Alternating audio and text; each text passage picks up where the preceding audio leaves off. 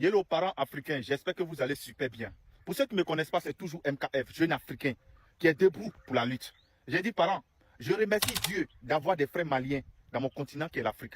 Je remercie Dieu d'être africain parce que les Maliens aujourd'hui ont fait la fierté de l'Afrique. On regarde la vidéo du ministre des Affaires étrangères du Mali qui est en train de parler, qui est en train de défendre l'Afrique et non le Mali devant les Blancs. On regarde sa vidéo et on a le courage de partager la vidéo et abonnez-vous à ma page. On regarde la vidéo et on va continuer. Avec l'AES, il y a une nouvelle donne géopolitique qui est là. Que vous l'aimez, que vous ne l'aimiez pas, peu importe. 2.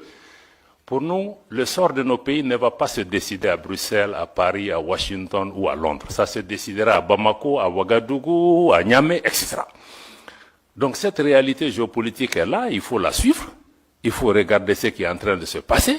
Bon, naturellement, nous partageons le même espace que la CEDEAO, lui et moi, d'autres pays qui sont des pays voisins, des pays frères. On est des peuples frères avec le Bénin, nos pays, mais on vit ensemble, on va partager cet espace. Donc, il va falloir qu'on discute des modalités de vivre en commun. Et je pense qu'il faut le dialogue. Je pense qu'Emmanuel a insisté sur ça. Il faut le dialogue. À mon avis, le dialogue est important. C'est ce que nous-mêmes nous avions demandé avant d'être sanctionnés. Donc, on ne peut pas être... On est ici... C'est la première sortie pour nous, États membres de l'AES, en dehors de l'Afrique.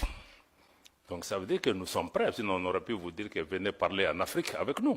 Mais si on est venu, c'est qu'on est ouvert, on veut que vous lisez la dynamique de l'AES à travers nous et non à travers des personnes qui sont mandatées ou qui ne sont même pas mandatées, qui analysent notre région, qui parlent en notre nom. C'est pourquoi on est là.